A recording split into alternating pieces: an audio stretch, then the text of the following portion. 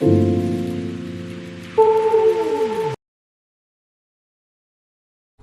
बहनों की लालची भाभी। करिश्मा, रेशमा और मनीषा तीन बहनें हैं।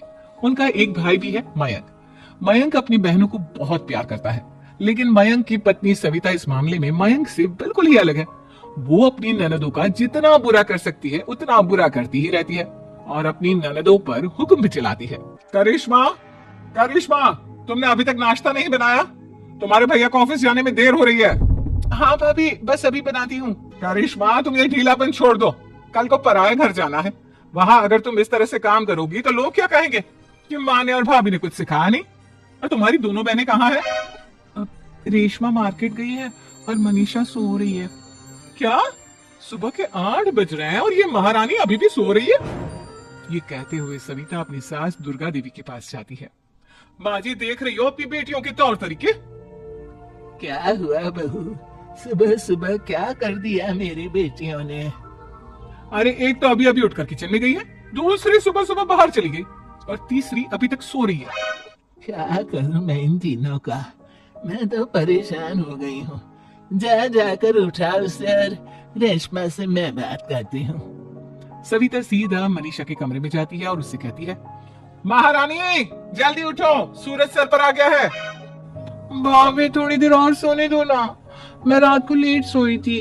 वो क्या ना, यूनिट टेस्ट चल रहा है। शराफत से उठती है या नहीं, या फिर पानी की भरी बाल्टी डालूं तेरे ऊपर? नहीं नहीं भाभी, मुझे बिस्तर में नहीं नहाना, उठती हूँ मैं। मनीषा जल्दी से उठकर बाथरूम में चली जाती है। सभी आराम से बैठकर नाश्ता कर रहे होते कि तभी रेशमा बाजार से हाथ में सामान लिए आ जाती है। रेशमा को देखते ही सविता उस पर बरस पड़ती है। लो, आ गई महारानी। ऐसा भी क्या सामान लाना था जो सुबह आंख मलते ही बाजार की तरफ रवाना हो गई? भाभी, कल आप ही तो चीख रही थी कि घर का सारा सामान मुझे ही लाना पड़ता है, घर में किसी को भी किसी काम से कोई लेना देना नहीं है। अब मैं बाजार जाकर सामान ले आई तो आपको इस बात से भी तकलीफ हो रही है? देख रही हो माँ जी, अपनी बेटी की जुबान कैचे से भी तेज चलती है। और मयंक, आप तो कुछ कहेंगे नहीं अपनी लाडली बहन को? रेशमा, अपनी भाभी से ऐसे बात नहीं करते। चलो माफी मांगो। भैया, मैं क्यों माफी मांगू? आप भाभी से बोलिए ना कि हम पर कम हुक्म चलाया करे। हम इस घर की बेटियां हैं और आपकी पत्नी की ननद है, नौकरानी नहीं। लो कर लो बात। इनकी भलाई के लिए कुछ भी बोलो तो इन्हें बुरा लग जाता है। इस घर में यही इज्जत है मेरी। देख लो माँ जी, आपकी बेटी किस लहजे में मुझसे बात कर रही है। सविता वहां से चली जाती है। मयंक को बहुत गुस्सा आता है, वो भी वहां से चला जाता है। फिर करिश्मा रेशमा को समझाती है, रेशमा, तुम्हें भाभी से माफी मांग लेनी चाहिए थी ना। लेकिन दीदी, मैंने कुछ किया ही नहीं, तो मैं माफी क्यों मांगू? हाँ करिश्मा दीदी, रेशमा दीदी जैसे ही घर में आई, भाभी ही उन पर चिल्ला रही थी। हाँ, मैं मानती हूँ कि गलती भाभी की थी। मैं तो इसलिए बोल रही हूँ कि भाभी ने माँ को तो पूरी तरह अपने वश में कर लिया है। वो हमारी बात सुनती ही नहीं। मयंक भैया हमारे लिए हमेशा खड़े रहते हैं, इसलिए उनकी बात का मान तो तुम्हें रखना चाहिए था ना। कोई फायदा नहीं दीदी, कुछ दिनों की बात और है, भाभी उन्हें भी हमारे खिलाफ भड़का देंगी। फिर वो भी माँ की तरह हमारी किसी बात का विश्वास नहीं करेंगे। इसी तरह सविता अपनी तीनों ननदों को किसी न किसी बात पर परेशान करती रहती थी। एक दिन मयंक अपनी तीनों बहनों के लिए गिफ्ट लाया। करिश्मा, ये तुम्हारे लिए हार का सेट। रेशमा, तुम्हारे लिए सुंदर सी ड्रेस। और मनीषा, तुम्हें किताबें पसंद है ना, तुम्हारे लिए किताबें लाया हूँ। थैंक यू भैया। थैंक यू भैया। थैंक यू भैया। करिश्मा, तुम्हारा नेकलेस कितना सुंदर है, ये भैया कहाँ से ले आए होंगे? मैंने भैया को 3 दिन पहले फोन पर ये डिजाइन दिखाया था और आज भैया ये ले आए। सविता तो अपनी ननदों के गिफ्ट्स देखकर जल गई और करिश्मा का नेकलेस तो उसे भी बहुत पसंद आया था। अपनी बहनों के लिए कितना अच्छा नेकलेस लेकर आए हैं, मुझे कभी कोई गिफ्ट नहीं दिया। मैं आज ही ये हार चुरा लूंगी। रात में सविता करिश्मा का हार चुरा लेती है और इसी तरह उसे अपनी ननदों की जो भी चीज अच्छी लगती वो उसे मांगती नहीं, बल्कि रात के अंधेरे में चुरा लेती। इसी तरह दिन बीतते गए और सविता ने मयंक के दिल में भी उसकी बहनों के लिए नफरत पैदा कर दी। एक दिन मयंक ने करिश्मा और रेशमा के लिए रिश्ता देखा और ये बात उसने घर में सबको बताई। माँ, करिश्मा और रेशमा के लिए बहुत अच्छा रिश्ता आया है, वो लोग कल इन्हें देखने आ रहे हैं। आप और सविता मिलकर सारी तैयारी कर लेना। ये सुनकर करिश्मा और रेशमा खुश हो जाती है, लेकिन सविता सोचती है, अगर इन दोनों बहनों की शादी हो गई तो घर और बाहर का काम कौन करेगा? मनीषा तो 1 नंबर की कामचोर है, उससे तो किसी बात की उम्मीद लगाना ही बेकार है। मुझे इस शादी को रोकना होगा। अगले दिन सभी लड़के वालों के स्वागत की तैयारी करने में लगे होते हैं। तभी मयंक अपनी बहनों से आकर कहता है, तैयार हो गई तुम दोनों? देखो, दोनों लड़के बहुत अच्छे हैं, मैं कोई कसर नहीं छोड़ना चाहता। इसलिए तुम उनके सामने अच्छे से बिहेव करना और अपनी भाभी से लड़ने मत लग जाना। करिश्मा, तुम वो नेकलेस पहन लो ना जो मैं तुम्हारे लिए लाया था। भैया, मैं बहुत देर से वो नेकलेस ढूंढ रही हूँ लेकिन मुझे मिल ही नहीं रहा। क्या तुमने नेकलेस खो दिया? तुम्हें पता भी है वो कितना महंगा था? तुम कोई काम ढंग से नहीं कर सकती। मयंक गुस्से में वहां से चला जाता है। थोड़ी देर बाद लड़के वाले भी आ जाते हैं। वो दोनों बहनों को पसंद कर लेते हैं और रिश्ता पक्का हो जाता है। लेकिन सविता के दिमाग में तो कुछ और ही खिचड़ी पक रही थी। वो पंडित जी के पास करिश्मा की कुंडली लेकर जाती है और उन्हें पैसे देकर करिश्मा की कुंडली बदलवा देती है।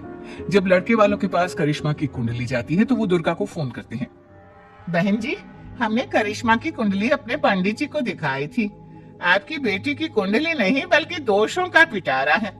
देखिए, मैं और मेरे पति इन सब बातों में बहुत विश्वास करते हैं, इसलिए हम आपकी बेटी से अपने बेटे की शादी नहीं करा सकते। इस तरह करिश्मा का रिश्ता टूट जाता है और सभी घर वालों को बहुत दुख होता है।